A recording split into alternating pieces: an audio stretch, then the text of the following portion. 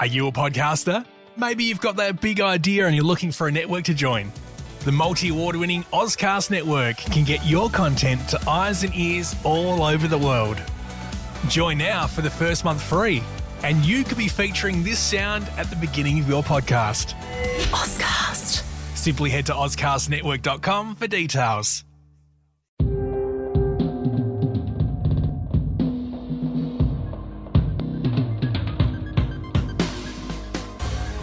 Man, I sure do feel sorry for that American Twitter user with the handle @PeterDutton over the past week. Did you see all that? No, I didn't. I mainly follow the news on Oz Politics on Apple News.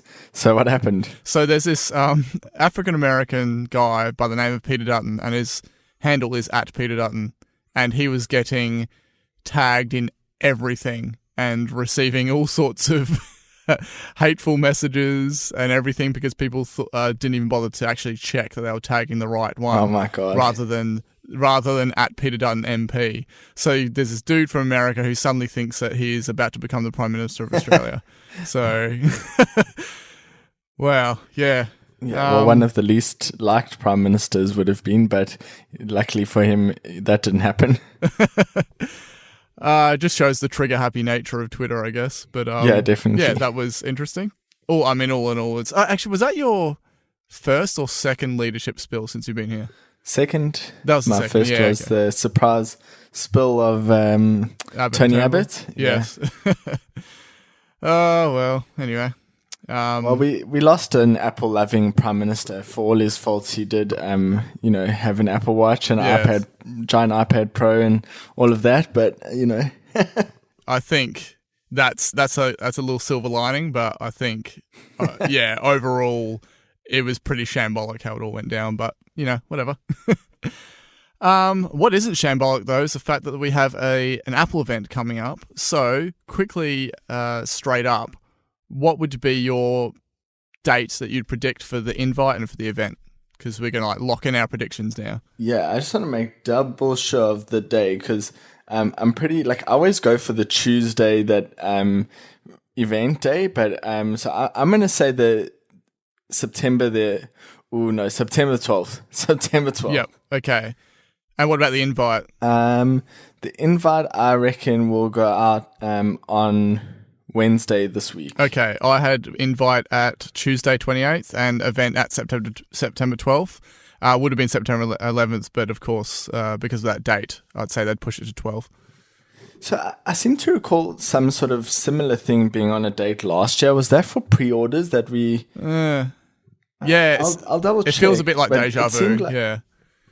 Yeah, and I can't remember if it did actually change anything or not, but... Yeah, it was a Monday last year, so I don't know if we would have been looking for an event on the same day, but Apple usually does it on a Tuesday anyway, so yeah, or Tuesday or Wednesday. So either way, as you say, it feels like we've been here before, but I'm thinking the 12th. Okay, cool, because I'll be back by then. I'll probably be completely out of whack with time zones and stuff, but we'll see. And okay, this episode is all just going to be about our predictions for the next Apple event/events. So we will discuss some rumours in the Mac space, which could warrant a second event. So before we even get into it, could you specify whether you think it'd be one or two events that we're going to see before the end of the year? I think we'll only see one event. Okay. I think we'll see a March event next year, probably for some of the stuff that might have been coupled, originally the Mac Pro then got pushed. So I think that sort of, I don't think that it warrants another event just for Mac related stuff. Okay. All right. Well, rather than spoil it now, let's get into it. And a lot of this is coming under keynote worthy news, obviously being the keynote around the corner. And I think we're just going to hit it off with the watch. But before we get into that, did you actually ever get to test out the walkie-talkie feature? No, I don't know anyone else, personally on, WatchOS 5. So currently I've just tested with Michelle not having it to see what happens, but as other people have noted, it goes through as a call or a FaceTime audio call. Okay. So it's interesting there in that they obviously lean on that technology to make walkie-talkie happen. But but yeah, unfortunately, I haven't actually been able to use it. Not sure how much I'll use it when it, it's more popular, but let's wait and see. Okay. So, watch Series 4, I just assume is going to be the name. So, I want to get your thoughts on what do you think the actual Series 4 will be? Like, what are going to be the features they're going to push for it, and what's actually going to be left over in the lineup? Like, what will they knock off or retain? Yeah. A little side note with that is there was some of the classic Eurasian regulatory filings, but this time around there were 6 instead of 8, so that may give a bit of a hint. But yeah, what's your thoughts? Yeah, so I think on that, leading off with the Eurasian stuff, it's kind of there were 6 model numbers, right? So it kind of that's down from 8 last year, so it implies that there'll be like a streamlining of the lineup, and we know that last year they introduced the LTE version and non-LTE version. Yep. So I expect all of that to sort of get cleaned up this year with all the new ones having LTE in the same way that when they introduced Series 3, they made GPS across the lineup. Yep. So I expect to see a similar streamlining of that specific feature. And I can't think of any other extra wireless, sort of like technology that might differentiate in the future. So I see it as, everything just having the same wireless technologies. Series 3, in terms of what they'll keep around, Series 4, and I think they'll keep around Series 3, both non-LTE and LTE versions, just to have like that cheaper lineup. But I don't think Series 2 will stick around just because at a lower price point, they would have the Series 3 non-LTE. Obviously, we've covered in the rumors before redesign, edge to edge. Not I don't think it'll be quite edge to edge, but certainly slimmer slimmer bezels, and I'm hoping for a somewhat slimmer watch, but ultimately, I just don't want the same path of where everyone complains that the battery life is worse and all of that. So, basically, I think we will see it slim down a bit, but it will still be it won't be super thin, and then hopefully retaining the same watch bands, like connector. That for me is like a really key thing that I think they will keep. I'm pretty sure that there will be an extra technology that they haven't mentioned before that's not clear. So I know that last sort of major feature that they were testing was the glucose meter reading thing, and then I think that the original Apple Watch, it's had I think it's called a pulse oximeter or something that measures the blood oxygen level. So I expect to see something around there. Basically, same sort of in the original sport, and then stainless steel and ceramic edition versions. I expect to see those 3 groupings again this year. Okay. I'm very much along the lines of that.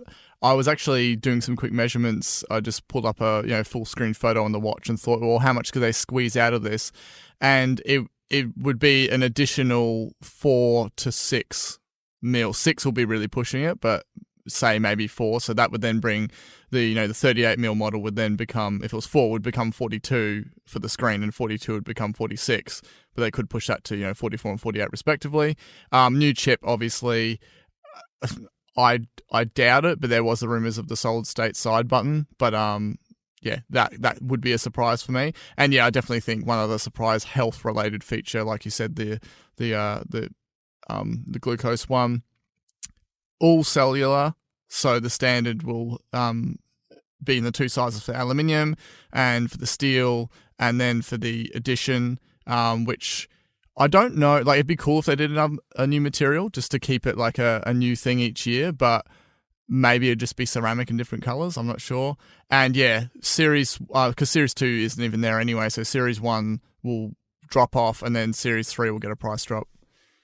Yeah. So on the edition new material, there are obviously other things that they could do. With the original gold one, everyone always says Johnny Ive wanted to push that high end, and he got what he wanted there. But clearly after that, ceramic has stuck around for 2 generations. They could do something like go back to the high end on platinum, or there was like the whole liquid metal iPhone thing years ago, and Apple has like some patent things to it. And so there are other materials out there. Like I'm not... Was it 2 generations? Or just one? Yeah, because Series 2 had the like white ceramic only, and then Series 3 had white ceramic and grey ceramic. Yeah, sorry. Yeah, it was all merging into one. Of course, yeah, well, that would make a ceramic again with maybe another colour. That would make sense. Yeah, and the thing about the ceramic is it is expensive. Like, nobody's going to look at it and say that is cheap, but it is attainable, and it's, roughly the same price as an iPhone 10. So it is definitely on the high end of the market, but, definitely people can afford it. And it is like that. It's something that people, can really push towards or something, or, if you, in class, like sort of behavioral economics, they have that, high end just to push people towards the middle end, so basically you'll sell more stainless steel watches by having that in the lineup. Yes. So as long as it covers its costs, you're right. So I mean, I love the ceramic edition, but I just can't justify the price. But if they keep it around for 2 or 3 more years, well, I'm hoping that in one of those years I will just be able to get it. So the ultimate thing, will you get a Series 4 based on this information? I might go into a bit more detail later, because especially if we keep, going over this question for each of the products, but I don't think so.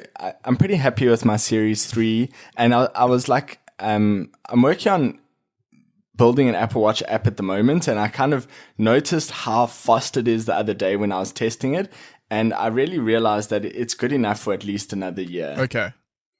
What about you? I won't, because I feel like that how they pull off the interface with the OLED anyway, it's kind of like that larger screen size would only really matter in terms of, photo or video or whatever.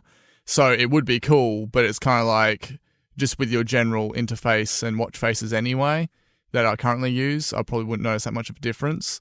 So yeah, I would skip it because I feel like, as you said, the Series 3 is still performing very well. So yeah. Yeah, and the thing is, if I had gotten like one of the aluminium versions, and then I would, was just going to upgrade to another aluminium version, I probably would get it for whatever extra feature they added, especially health-wise this year. But because I have the stainless steel, I don't really want to replace it with an aluminium, because it's just like, I love the design of it. And, going back to, I've already done that once where I got the space gray the next year, and I just didn't ever like it as much. So I'm unlikely to do that again. But it does really depend on what features it has. Yeah, I feel like if either of us were diabetic and then that was like the secret health feature, the one we discussed, if, that would be the thing that would push you to get it. But neither of us luckily have that. So yeah. I am still fully prepared for you to just suddenly send me a picture of your Series 4, just knowing how you are with watches. But yeah. Okay, so... Well, it would be... That's a safe bet. It would be the first one I didn't own. So let's wait and see. You don't want to break the trend. Okay, iPhone lineup. It's kind of been discussed to death, but I just want to just finally put in our thoughts for the naming just to get it out there. This is... primarily because there's all this stuff about XX being in the code, and people saying, it's going to be called the XS, but that would be the 10S, and all this other ridiculous stuff. So the XX. Let's do your naming first, but I really want to talk about the XX. Okay. So yeah. All right. iPhone 9, which is the LCD 6.1 inch model. It'll have 3 gigs RAM instead of 2 gigs like the iPhone 8. It'll be the single lens camera, and I don't like. The other two will definitely get the A12. Maybe would they just retain A11? That would be out of sync with what they usually do. But it'll be either A11 or A12. The iPhone 10 will still remain being called iPhone 10, but we'll get a spec bump. Of course, that's the OLED 5.8 inch. It'll go from 3 to 4 gigs in RAM and have the same, whatever improvements with the dual lens. And then, of course, we'll have an iPhone 10 Plus, same chip, etc., but 6.8 inch screen. Same 4 gigs RAM, dual lens. I think all options will come in space silver gold. We're not going to see So that'd be a first for the iPhone 10s, having a gold option, but we're not going to get any of this multicolored crap. Now, I think they'll all still probably retain the 64, 256 gig storage tiers, but possibly add a 512 one just to maybe compete with like the Note 9. I don't know. And then I think that will clean up the numbers, and in 2019, the iPhones will drop the numbers altogether, and there won't be any mention of an iPhone SE at the event. So what about yourself? So just, I suppose, to chat about a few of those things. So let's start with the XX, right? I just, given that Apple, like, they call it the iPhone 10, okay? Yep. I just don't think there's any way that they would make an iPhone XX, because either then you have to pronounce it 20 or you have to pronounce it XX, which is just going away, like, against the whole forcing iPhone 10 being iPhone 10, yeah. right? So now, why would they do that? So I was thinking that, what if, now it's a little bit conspiracy theory, but it is, I do follow like quite a few Apple engineers on Twitter, and they are smart people, right? And they definitely know about, like, the Steve Trotston-Smiths and the Rambos of the world, right? They know that this stuff is happening. And a lot of their code names are not as direct as iPhone XX, right? So you know how, like, let's say we're talking about iOS 12, we might talk about a point, like, they might talk about like iOS 12.x being like any of the dot updates to iOS 12. So basically just being like a placeholder, yes, right? So in other words, like, what I'm really getting at is that they basically going next level trolling and just putting in the placeholder as XX being like the unknown, just like it represents something, but I don't reckon it represents the same X as iPhone 10. Does that make sense? Yes. Just like a placeholder. Yes, yeah. So I reckon that's what the whole XX is about. I agree. And it could be to do with the iPhone 10 Plus, like the 2-digit things being hidden, like the X and the plus part. Yes, I definitely agree. I think that they are intentionally doing that to kind of throw it off a bit. Because now they know that it will come out, right? Yeah. Now they know that people are searching the strings of every one of their updates, looking for things. Like, I just find it unlikely that they would put something like that in plain text. There's some things that they can't help, like that you have to have an icon there, like they would have to have it or whatever, but like, yeah, it just seems like this is something that I don't know. But on the actual phones themselves, I'm a bit, just to go a little bit, like, not to echo your sentiment, because I think you have some pretty sound reasoning, but I do agree on the 10 and 10 plus. I really do agree on that, and maybe dropping numbers in the future and just sort of keeping it like either going pure iPhone or iPhone 10 just through the generations. But on the iPhone 9 side, I know you say like no SE2, but I think it's possible that, given that this might be like the whole 4.7 inch phone drops away, or the like 5.5 inch drops away, this might be some sort of way of saying like, oh, this is the same physical size as your iPhone 8 Plus, and so this is like the SE version of that. I don't know, like some sort of, just kind of trying to not do exactly the same. I just think it's possible that naming it iPhone 9 kind of just, I don't know, to me it's kind of just like,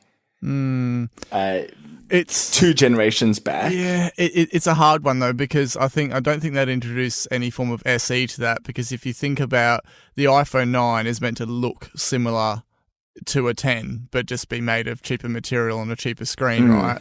And it's actually even larger than the 10. It's sitting in between the two. So it's too flagship level to me to be at SE level. Like, I feel like if they were to have an SE now, it would be they would probably have the iPhone 9, like the one we're talking about, and then an SE would probably be the size of the iPhone 6 and 7 or something like that. That casing, you know what I mean? So, okay, what if they dropped the numbering? Because, like, equally, by, to say that on that sort of point, like, a 9 is like a 10, but numbering comes before a 10, but chronologically, like it's a year after the 10 also doesn't make much sense. So what if they just actually had iPhone, iPhone 10 and iPhone 10 Plus, and those all got updated in the future as iPhone, iPhone 10 and iPhone 10 Plus, like where the 10 or the X sort of moniker becomes like the Pro for the phone. Maybe they didn't want to have a Pro phone. Yeah, because you don't necessarily have to be a Pro to have that phone. Yeah, I get that. That's certainly plausible. I just feel like that when the 8 and the 10 came out in the same event, it left that gap of that forward planning of, okay, well, we are going to release one, the next year, the year after, that's going to be not as good as the 10, but still be an evolution beyond the 8, therefore warranting the 9 number. So can you imagine if the iPhone 10 didn't exist at all, and we just had iPhone 8, then this one that we're talking about, iPhone 9, would totally make sense, right? And because they're still retaining iPhone 10 naming, but just updating the specs, it still works. So we've already had an 8 and a 10 in the same event, and that was a much, by number standards, that's already a couple number gap, right? Whereas this is a single number gap. And then that would then clean up the whole numbering for the year after to actually just drop the numbers. But I also do like your idea of having it just called iPhone. I think we'll see the same processor in all three phones, and also the same like primary lens in all three phones. Yep. Just because we saw that happen with the iPhone 8, so we'll probably see A12 in all. And then like in terms of screen features, do you think that the LCD screen will get like? Does the iPhone 8 have True Tone? Yes. Does it? I thought it did. Let me check. Yeah, well, I'll have a quick look. I thought it did. If it doesn't, then I think we'll get True Tone in. I think we'll get True Tone for the LCD model if it doesn't already have it. But yeah. So will you get an iPhone this year? Upgrade? I've never planned on it because my whole thing is the iPad Pro. That's what I'm hanging out for. But yeah, I'm just trying to find if it's got True Tone. If it's same design and just that spec bump, I'm not interested in a 10 Plus, put it that way. So I'm not going to be drawn to that. So I always find it so hard saying that like now because, the phones, it's always a lot, is always a lot of hype around it, and then the new one comes out and, the reviews come out and it gets a bit tempting. So it's like, the phones are always really good, right? It's not like it's like a rubbish year. This year is going to be fantastic. So I find it like a bit difficult to say upfront because I love camera features and like live photo was the only one that I managed to stay away from, and I really don't know how I did it. Because I love live photos now, and I really would not have regretted getting the 6S for that feature. And so it's like, with the portrait lighting and portrait mode have all been really fun to use, and I use portrait mode all the time, and just like any enhancements on that, I would feel like I'm constantly missing out on. Yeah. So I don't know if I won't get it, but we'll see. I hope not. I hope I can I hope I will just be able to stay away from it. But that is what you said about the 7. Was it when you got the 7 Plus like a bit later? Isn't that what happened? Where you're like, I wasn't going to do it, and then you did do it. And then with the 10 too, because I wasn't going to get a 10 because I really liked my 7 That was the biggest surprise. You're like, no, I'm not going to get it, and I was all super pumped on it. And you're like, hey, I've already got it. I'm like, what? I really liked my 7. I never felt like I got the full usage out of it, but yeah. Yeah. iPhone 8 does have True Tone, just confirmed. Well, my mistake. So yes, it will do. The iPhone 9 will definitely have True Tone. Yeah, Look cool. at that. Yeah. I guess a quick little side note is, will they remove 3D Touch, which just seems like the most... I'm certain they won't. Exactly. Please tell me no. Exactly, I know. It doesn't make any sense whatsoever. It's people claim that it's not useful, it's still gimmicky, but they are wrong because it is very useful. Okay, lastly, do you think that they would add a 512 storage to you? No, I don't think so. Yeah, I kind of agree. I don't think they're going to just do it I initially thought maybe they could do it just to compete, but I was also tossing up the idea of would they make the base 128 instead of 64?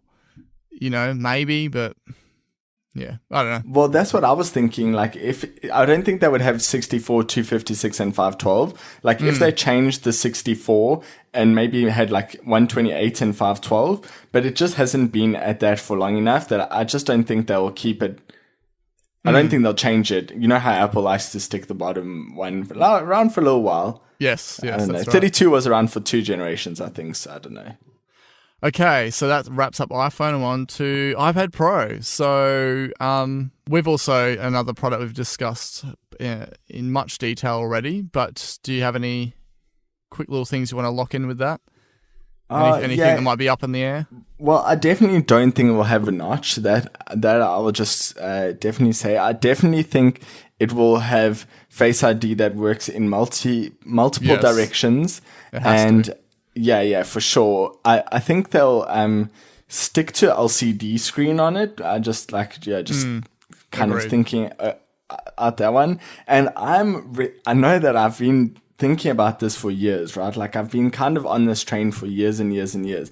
But I'm desperately hoping that this could be the year that 3D Touch comes to the iPad. I didn't even put that down on my thing because I just it's completely out of my mind. I've just resigned myself to the fact that it's not coming. But I remember the discussions in the early days that we had, and you were really, every single event you were gunning for it, and it never happened. I'll never stop. But like, what I'm thinking there, right, is that if you look at how the Taptic engine has really evolved throughout the years, in the beginning when Apple might have tried it on the iPad, because, it's not like they're technically not capable. They've not done it because they don't think it works or because it's too expensive or something, right? Like, there's a good reason for it. But if it's because it didn't feel right on the bigger display, it's possible that with the newer generation Taptic engines, which are significantly better than previous years, like around the iPhone 6 and 6S, I think it's possible that it could now be that it's good enough that maybe they can put like multiple throughout because it's very direct, right? It's like a very direct vibration. They could put like maybe 4 in the display and then sort of pick up the region that you're in and only use that engine instead of trying to use the whole one for the whole display. I'm thinking that could happen eventually. That's what I'm holding out for. Yeah, so it's like a grid of Taptic. Yeah. Kind of like feedback regions. Yeah, that's pretty cool. Yeah, that would be cool. That would be a surprise. So, but I definitely agree on the LCD. I just think OLED's too expensive at that size. They might get there one day, but I think it's more of the LCD OLED is more of a major difference in the actual phone size. I think by the time you've got iPad size, you kind of, you would see a difference, but you wouldn't appreciate it as much, I don't think. So, A12X, you reckon? Yeah, certainly. Okay. Now, I'm going to just get back on the space grey train, and I reckon, okay, so you can have... So currently they've got the 4 colour options, rose gold, gold. That'll merge into one gold, have the same silver, and I reckon the iMac Pro shade of space grey, just to change it up. That it would look really good. But it's going to have a glass back, right? So it would have the same as the iPhone 10. That would be the biggest curveball. Easily.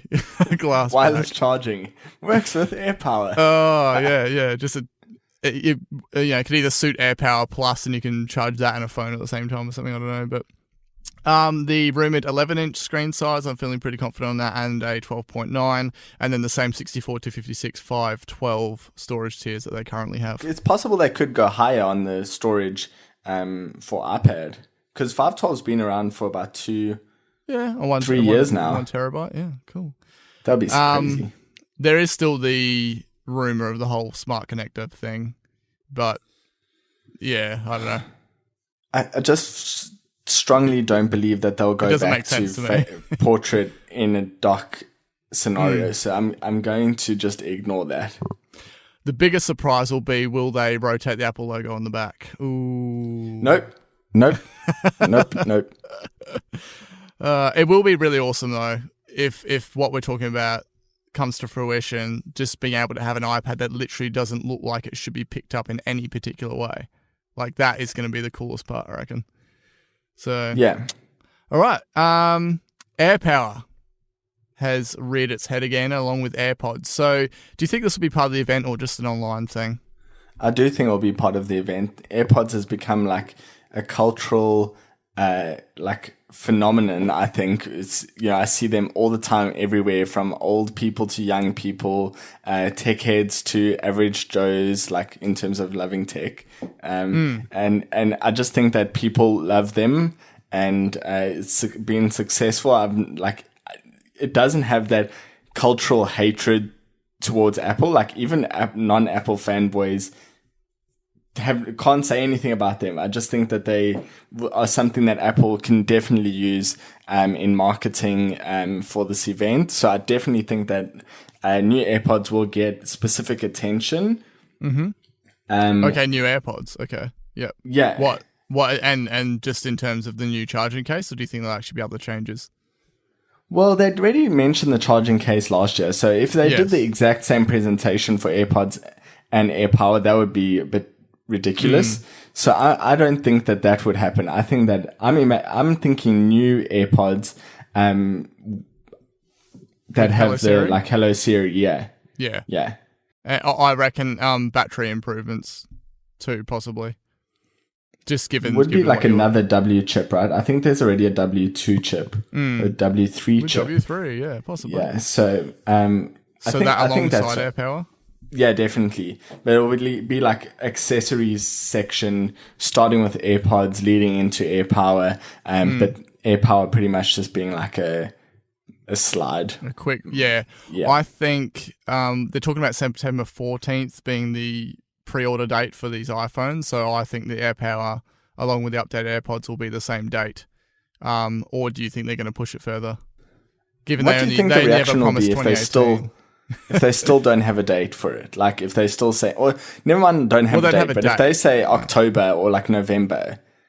Yeah, they might. I wouldn't be surprised.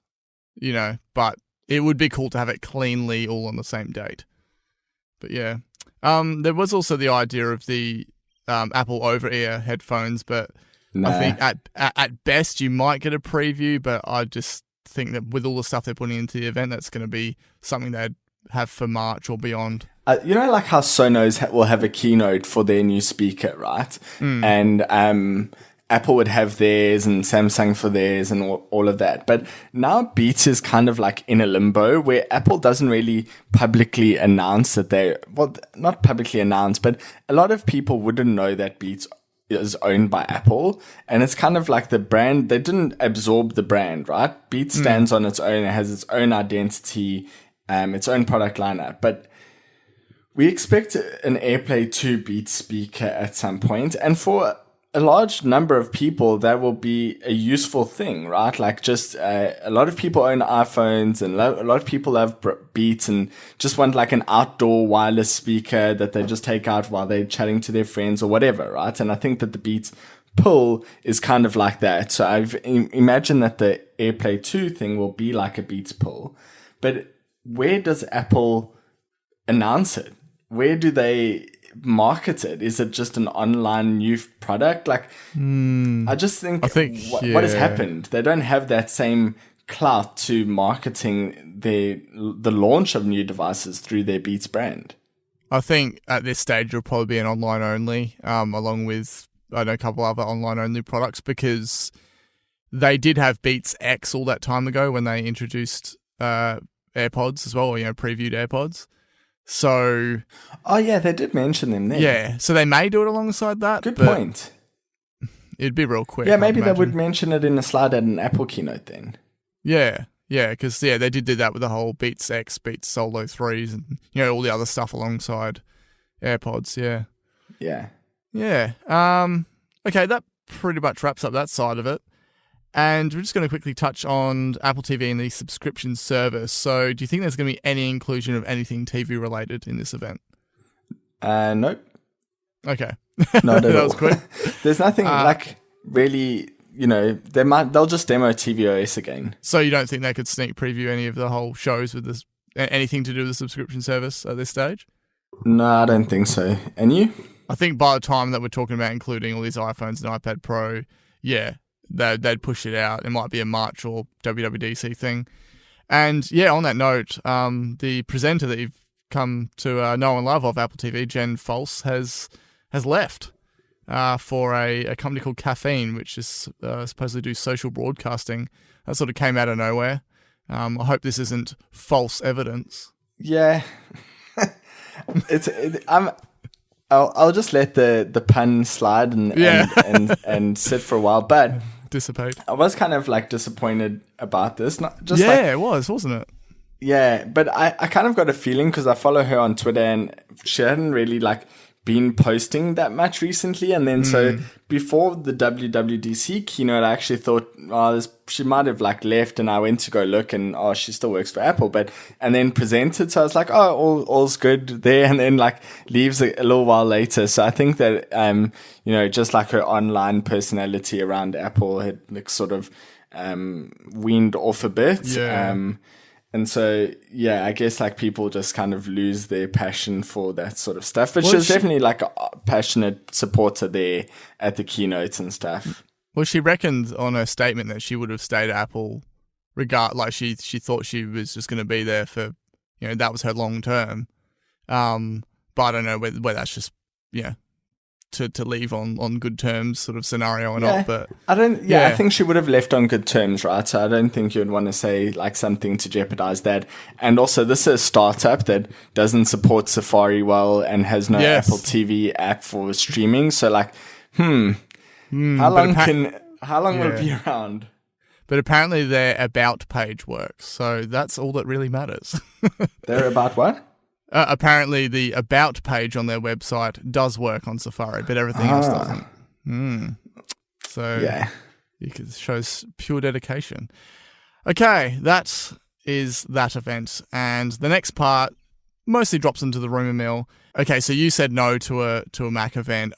I can't decide. I would like to say yes, just because I love keynotes and a whole October Mac event sounds cool, but I think given the products that we're about to talk about, it's not as, it didn't seem as warranted as the MacBook Pro event did at the time. Well, exactly. Yes. Okay, so MacBook Air / the $999 or below price tag MacBook. So this has come up again, several sources, primarily peddled again by Bloomberg. Yay. But, okay, they're talking about Apple going to introduce a 13-inch MacBook or something that will replace the MacBook Air. It'll have the 7th Gen Kaby Lake in it, and they're expecting an update or a refresh for the 12-inch MacBooks anyway. But apparently the main thing geared around this is the whole the sort of psychological barrier for people with that $999 price point. That's US dollars. So there's 3 options. This is based on sort of what John Garuba and Renee Ritchie have been discussing for this. Option 1 would be the existing MacBook Air design, but with a Retina screen and a spec bump. Option 2 would be a 13-inch version of the 12-inch, and both of those will get spec bumped. And I also didn't even know that apparently the 12-inch was supposedly going to be called MacBook Stealth at one point, but they bailed on that, so that was a surprise. And what? I didn't hear about that. That's crazy. Yeah, that was news to me. And option 3 would be the 13-inch MacBook Pro without Touch Bar, the one that's just been left alone, will get price dropped and renamed to, I guess, maybe MacBook or whatever. And maybe as part of the price drop, I was thinking, could they just remove the Thunderbolt 3 aspect of the USB-C ports? So, out of that, because this was actually quite hard to kind of piece together exactly what I thought about it. But out of those options, what are you leaning towards? I think it would be more like option 2. Yep, definitely. Yeah. I just think that the design on or just keeping anything Air related at this point, Apple already tried to verbally push away from it by saying that the non-touch bar 13-inch MacBook Pro was the new Air, and then everyone was like, we don't accept that, we refuse. And then Walt Mossberg was saying, I am buying an old MacBook Air and I'm keeping it in my box, and I'm retiring. So it is a beloved product. Yes. Basically, people just refuse. And I think they're over the 8 stages of grief now, starting with that denial. But so hopefully, Apple can move on and do a 13 or 14-inch version of the Yeah, there was a MacBook. rumor of that 14. Okay, I'm thinking it's geared around option 2. The current 12-inch will drop to a $999 price. Will probably a slight spec change, and it'll have the Gen 3 butterfly keyboard. I don't know whether by making it from 480 to 720p FaceTime, whether that would affect the ability to keep it at $999. And then this 13-inch that we're talking about, the thing that will replace and finally kill off the MacBook Air, will be at $1299, and it'll have a decent spec bump, same Gen 3 keyboard, 720 FaceTime, and we'll probably have a Core i5 with the option to upgrade to i7. And I think it won't have a single port like the 12-inch. It'll have an extra USB-C that won't be Thunderbolt, so it'll have 2 USB-Cs. I then think that the 13-inch MacBook Pro non-touch bar will be removed, and the Air will finally be removed. Yeah, I must say on all of these, I do agree 100%. Except for the fact that I don't think it'll be, I don't think it'll be an October keynote. But yeah, I couldn't agree more. I think this will definitely clean it all up. Finally, get rid of that last Air product. They still sell iPad Air too?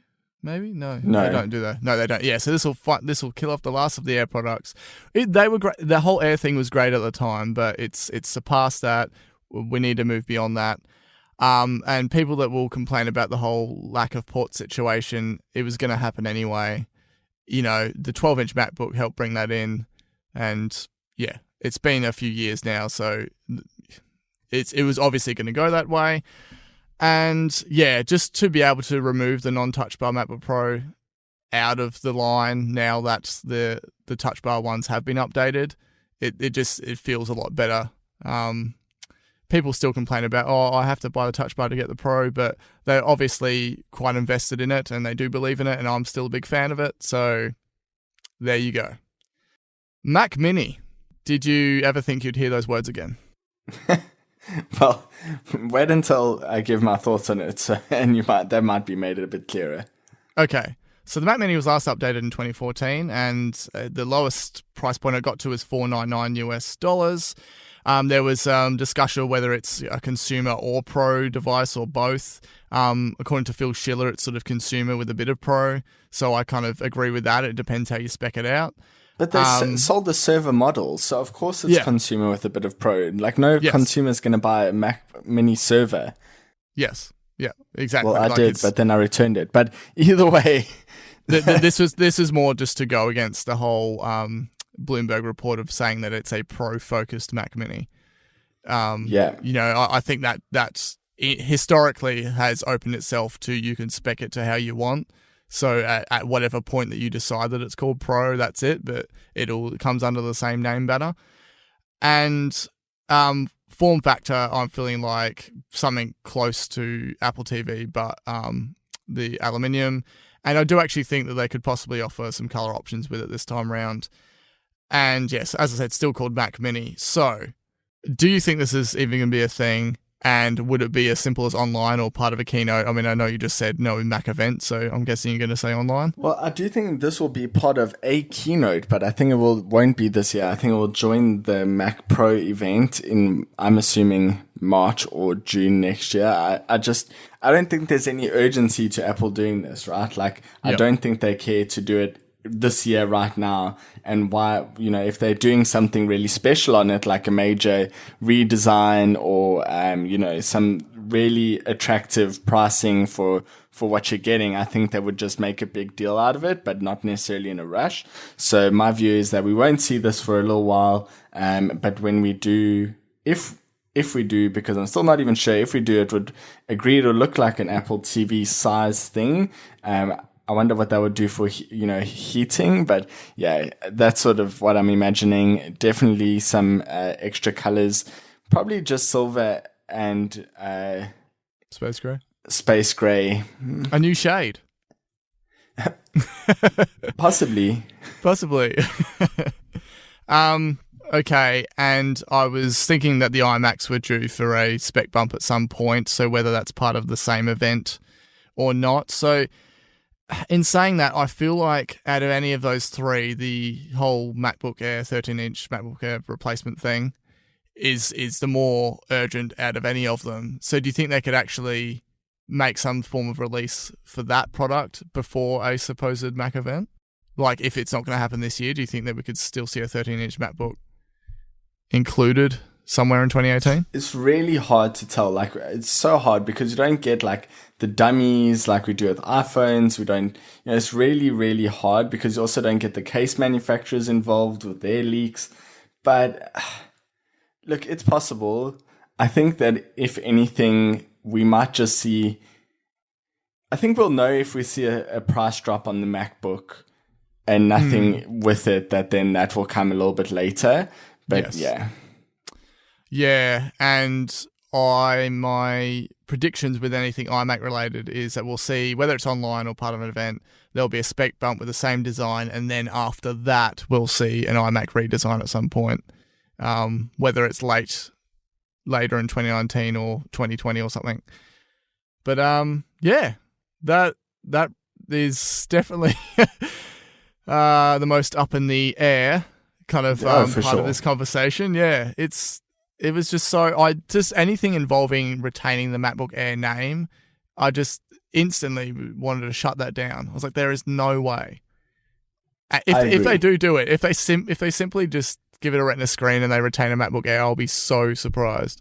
But it's like, I actually find that computer unattractive now. Even with the Retina screen. Yeah, don't get me wrong, I loved it at the time, right? Great, but like, you can't just give it a Retina screen and call it a day. I don't care that people are asking for that. Like, they are the world's most valuable company. You can do better than that, and they should be doing better than that. Lead the market instead of following what every consumer thinks they want. Like, bringing the price point. Every consumer that wants that, I promise you, would love like a 13-inch version of the normal MacBook. They just don't really, they have ideas in their head that having USB-C or whatever wouldn't work. But anyway, I have some other stuff that I wanted to just, I guess, like the Mac recap. Mini. Yeah. Oh, not necessarily on Mac Mini, but on pricing. Okay. Yep. Because I think one thing we sort of just like didn't really go over was the pricing of the new iPhones and AirPower and the iPad. Yep. Sorry, I completely skipped that. What I was thinking, it's really hard to tell with Apple Watch pricing because that's gone like it hasn't remained the same from any generation to the next. However, I do feel like Apple's now sort of reaching like some sort of better hold over the demand on what they can expect and how people make their purchasing decisions for the watch, and they have a more full lineup. So I expect that the pricing will actually remain the same on Series 4 as Series 3. And that and Series 3 would drop. Yeah, for sure. I'm not quite sure what levels. Like, it could be argued it would drop to Series 1 level. It could be argued it would drop to like Series 3 non-LTE. So who really knows? But we'll certainly see some price reduction there. What do you think? Definitely agree. They're going to lock in. They'll be like, same price as Series 3, and Series 3 is now even more affordable. Like the same sort of wording they said around Series 1 drop that time. Yeah, I agree with that. Okay, so iPhone. Yes. I did cover what I thought the pricing would do in a previous episode, but I can't quite remember now. Off the top of your head, even if it doesn't match. Okay, there was the idea of the iPhone 10 actually dropping to, say in Australia, it's say dropping from like a, from the fifth, what do we pay? 1570 or whatever it is now, down to like a 1350. I think that was like the idea, but I'm not so sold on that idea now.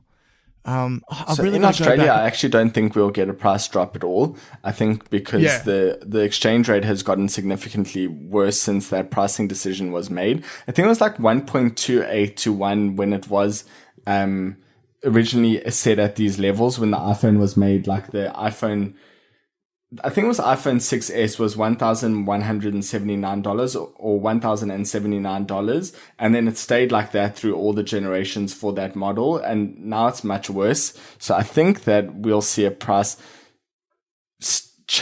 remain the same in Australia if the even if it gets a US reduction. Yeah, okay, so I'm going to say iPhone 10 the same, and 9 will be priced between an 8 and an 8 Plus. Ooh. I think that the iPhone 9 will be cheaper than iPhone 8. Really?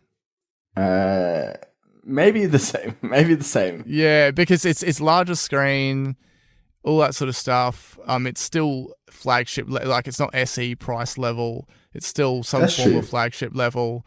And I just feel like if it's sort of sized that way and designed that way, but it doesn't get the dual lens camera, then I think it priced halfway between 8 and 8 Plus. Yeah, Okay, could so be. I'm going to go with that. 10 at the same, and then 10 Plus would be, another 150 US on top of that, maybe?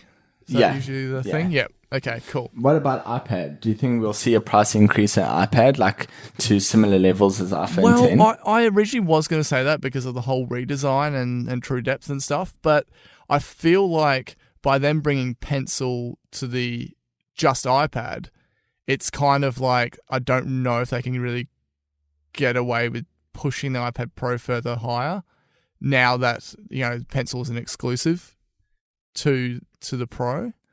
Yeah, that's a great point. Yeah, so same pricing. I mean, Yeah. I'd be happy enough to pay more just because I want it so much. But yeah, I feel like enough people thought, oh, the Pro really is right up there, So if they could go with same pricing, I certainly don't think it'll be cheaper. But quickly, while we're just sort of talking about Pencil, Pencil on iPhone, did you give any thought to that rumor? No, I'm pretty sure we heard this rumor last year too. I don't think it's happening. Yes, yeah, that's what I said in the last episode that I did solo.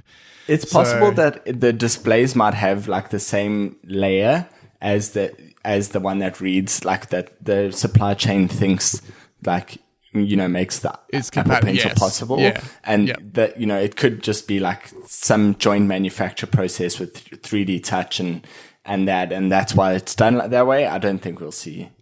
Okay. Where would you keep it? Like, where would you keep it? That was Steve Jobs' whole argument, is you lose it for a phone. But I still think that's valid. Yes, yeah. What I said on last on episode 57 was, well, first of all, it's longer than the phone, so it'd have to be a shorter version. Yeah. And then what would you do? Have an iPhone case with a pencil holder built into it? You know what I mean? Like a folio case with a pencil holder built into it. It's just, and they're definitely not going to go the way of having like the S Pen where it slides into it, because that really is stylus level. Yeah. Okay. Cool. AirPower. I reckon $149 US, and you do a conversion at a bit more, $229 Australian. Yeah. Cool. That feels a bit right. AirPods, do you think the update would push the price or maintain the same price and it just becomes... No, I think that'll be the same. That wraps up our predictions, and this is kind of crazy because I don't really know, given both of our movements, because you're still going away, is that right?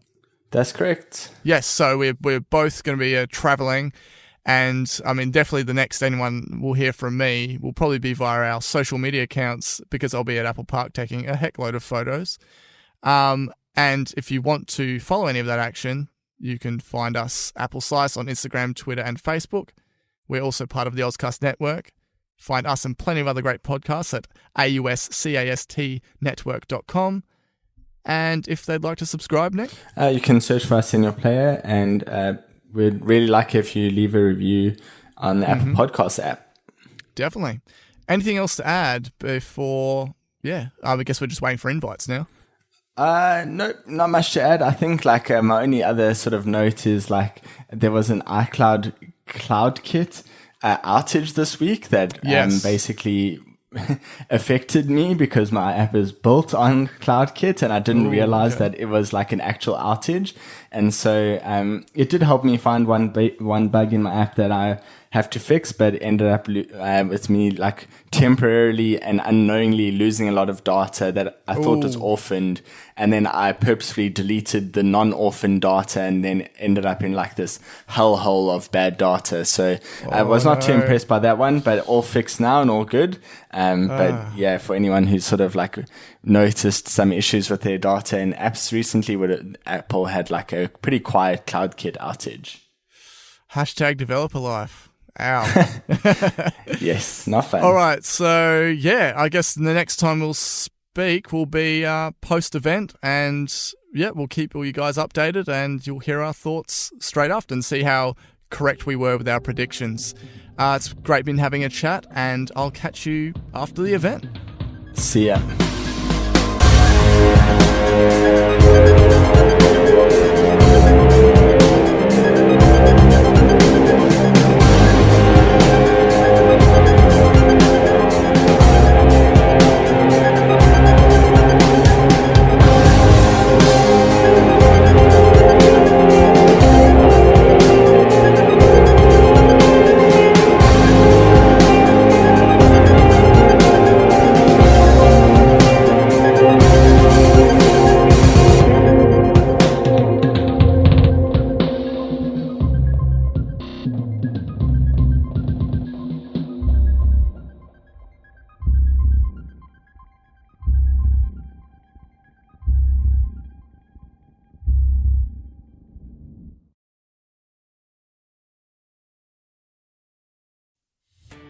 Are you a podcaster? Maybe you've got that big idea and you're looking for a network to join.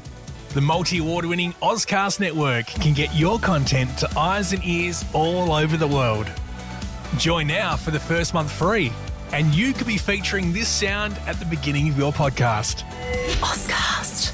Simply head to ozcastnetwork.com for details.